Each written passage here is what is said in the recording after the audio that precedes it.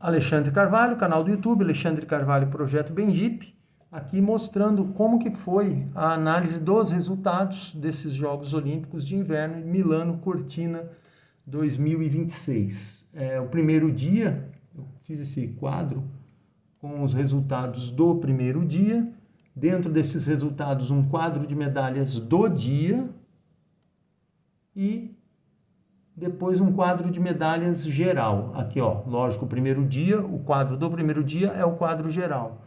Mas aqui já no segundo dia, um quadro de medalhas do dia e o quadro de medalhas geral. Quadro de medalhas do dia e um quadro geral. Então fui fazendo desses resultados para ter uma noção melhor de como foi essa evolução dos países durante os jogos, a evolução diária dos países. Então, cada país dominou um dia de competição. Houve dias que foi a Alemanha que dominou, outros os Estados Unidos, outros a Noruega, a Áustria, Itália. Então, houve essa variação dos resultados. Ficou graficamente interessante esse quadro de resultados, mas resta fazer um comentário, né, do que ocorreu em cada dia, fazer uma análise desses resultados, como que foi essa evolução, como que foram. O quadro geral vai aumentando, né, conforme vão passando os dias, o quadro geral vai aumentando, o quadro do dia e o quadro geral, né, sempre aumentando. E eu sempre coloco o quadro pelo total de medalhas, não pelo ouro. Mas a oficial é pelo ouro? Não. O COI fala para não classificar os países pelo ouro. As federações internacionais, muitas classificam pelo número de medalhas de ouro. Mas há federações que, quando querem determinar um país campeão, por exemplo, na luta olímpica, quer determinar um país que foi campeão no geral dentro da competição, eles consideram todos os resultados e fazem uma pontuação. Antigamente, dentro dos jogos, em muitos livros, muitas publicações, o resultado das disputas era dado por uma pontuação. Falavam do sistema inglês, que era 5-3-1, e tem um outro sistema que era 3-2-1. Né? Medalha de ouro 3 pontos, prata 2, bronze 1, e o outro sistema 5 para ouro, 3 para prata e 1 para bronze. Outros sistemas consideravam até as classificações, as colocações dos países. Então, por exemplo, até o 6º lugar, se tinha atleta finalista. Então, há várias formas de se avaliar o desempenho de um país dentro dos Jogos Olímpicos. A mais simplista é essa que coloca, né, por medalha de ouro. Então, aqui eu fui colocando pelos dias e depois, terminados os jogos, já entrei, não era para entrar aqui nessa parte. Terminados os jogos, o que eu fiz? O quadro geral, aí eu coloquei os resultados que ocorreram dentro dos jogos e um quadro de medalhas. No quadro de medalhas, o meu quadro de medalhas tem algumas características. O que eu coloco nele? Além de total, ouro, prata e bronze, eu ponho o número de provas nas quais o país conquistou medalha. Por exemplo, a França, que obteve 7 medalhas no biatlo feminino. Dessas 7 medalhas, 3 de ouro, 3 de prata e 1 de bronze. Só que essas medalhas foram conquistadas em 4 provas das 5. Então, teve uma prova que a França não obteve medalha. Então, é uma forma de verificar a presença do país no pódio. Então, aqui todos os resultados, inclusive com o nome dos componentes de equipe. Pega bastante espaço, principalmente o hóquei, com mais de 20 atletas. Aqui as bandeirinhas, tudo bem colocado. Aqui o hóquei. O hóquei coloca o nome dos atletas e aí fica extenso, fica bem extenso a relação. E seguindo a patinação de velocidade, patinação em pista curta, que a Holanda dominou, o skeleton. Aqui no skeleton, por exemplo, o Reino Unido obteve 2 medalhas de ouro, a Áustria 1, só que a Alemanha obteve todas as 3 de prata e todas as 3 de bronze. Dentro de um quadro de medalhas, uma medalha de ouro da Áustria vale mais do que 3 de prata e 3 de bronze da Alemanha.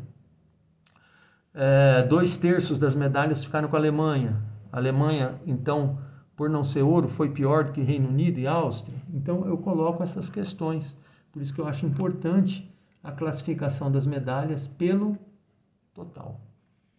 Então, aqui as outras provas, o tobogã e os resultados do trenó. O domínio alemão, a Suíça conseguindo uma medalha aqui no de 4, bronze. A Alemanha ia dominar o pódio integralmente, a medalha de bronze escapou.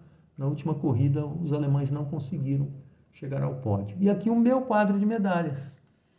Eu falo desse quadro de medalhas.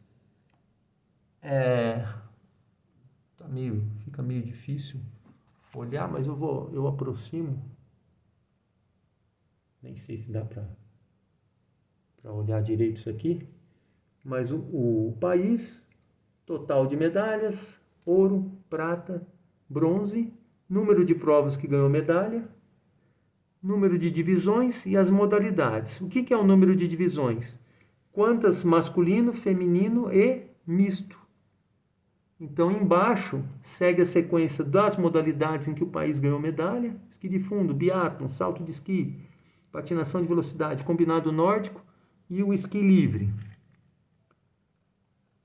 E o esqui alpino, né? Então, esqui alpino, em 7 modalidades, tá aqui, a Noruega ganhou medalha. Nessas 7 modalidades, 1, 2, 3, 4, 5, 6, 7, 8, quantas divisões? Em 13 divisões, a Noruega ganhou medalha. Então, leva a alguns paradoxos. Por quê?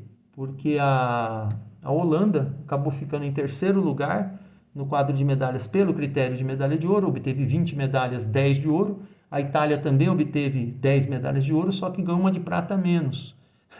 Só que a Itália obteve 30 medalhas no total. Então, uma medalha de prata da Holanda acabou valendo mais do que 11 medalhas de bronze da Itália. Então, é isso que eu questiono. E também a questão do número de esportes, porque, por exemplo, aqui vamos chegar na Itália, 30 medalhas, ganhou medalha em 10 modalidades esportivas, em 19 divisões, masculino, feminino e geral, em 19 dessas divisões a Itália ganhou medalha. Só que se pegarmos a Holanda, aqui a Holanda, ficaria em 8º pelo total de medalhas. A Holanda obteve medalhas em apenas 4 divisões, contra 19 da Itália. Por quê? Porque obteve medalha apenas na patinação de velocidade e apenas na patinação de velocidade em pista curta. Então, esse é a forma como eu analiso o quadro de medalhas. Ou seja, em 2 modalidades contra 10 da Itália. Em 4 divisões só, masculino e feminino, tanto na patinação de velocidade quanto na patinação de pista curta. Enquanto que a Itália obteve medalha aqui a Itália obteve medalha em 19 divisões, contra apenas 4 da Holanda. Então, é isso. Essa questão que eu acabo colocando.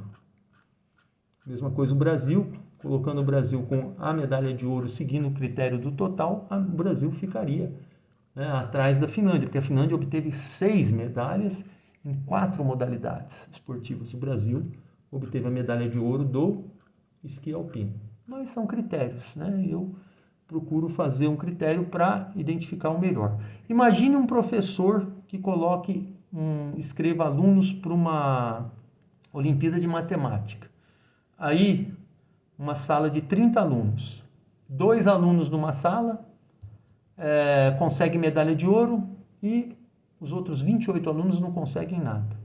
Aí, numa outra sala, você não tem nenhuma medalha de ouro, mas 20 e poucos alunos conseguem medalha de prata e de bronze.